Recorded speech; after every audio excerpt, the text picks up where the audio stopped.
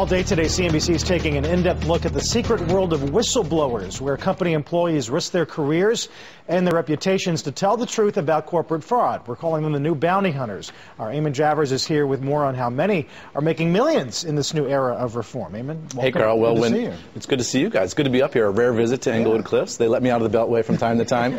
But look, when President Barack Obama signed the Dodd-Frank Wall Street Reform Law into law last summer, very few people in the financial industry knew that the bill included a massive change in the way whistleblowing law works in this country. But they know it now. Welcome to the new world of Wall Street whistleblowing. I need everyone in those boardrooms to be looking at everyone else and saying, is this guy going to turn me in? Or am I going to turn them in? Under old laws, whistleblowers only got a payout if the fraud was against the government. But the new Dodd-Frank law okays payouts to tipsters of any fraud.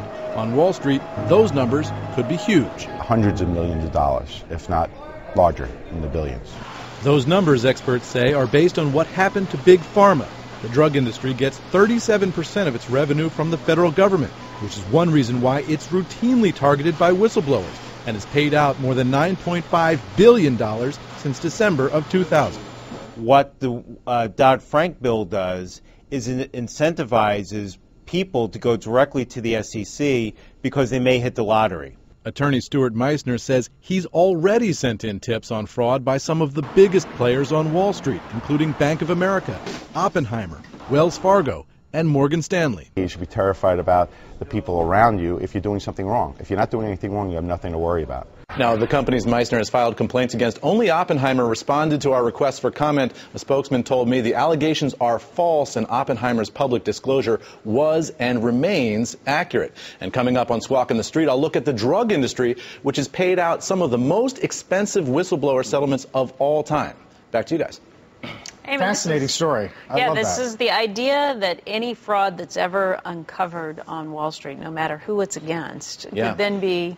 because I think it may be a question, in some cases it's very clear wrongdoing. In other situations, it's a case where law and common practice kind of moves and shifts. Yeah, and that's what's happened in the pharmaceutical industry, which we'll talk a little bit about later this morning, where the whistleblowers and their lawyers have really found that some things that were standard industry practice in the pharmaceutical industry, they could actually make a case that these things were fraud, and they've been able to convince the companies that they've got a winning case, and companies have settled billions of dollars of these fraud allegations, and the whistleblowers sometimes walk home with tens of millions of dollars. But there's no guarantee that the whistleblowers are going to make that much money. Some of them end up out of work, broke, with nothing. And the stakes here are just so high for these people who risk their careers, their jobs, their reputations on the chance of righting some wrong that they see in the industry. More importantly, does the company or industry tend to change their practices after something like this? They do, yeah. And what they've found, again, in the pharmaceutical area is that case by case they've been going through and able to clean up individual companies' practices. But there's a huge industry out there, and these pharmaceutical whistleblowers continue to bring case after case under the False Claims Act, where they're allowed to get up to 30% of what's recovered. So if you have $1 billion fraud and you're taking home 30%, that is a big nut for the whistleblower. But I'm guessing if you decide to blow a whistle, you better be prepared not to work in that industry ever again. That's right. Or do rival companies see it as a badge of honor in some way?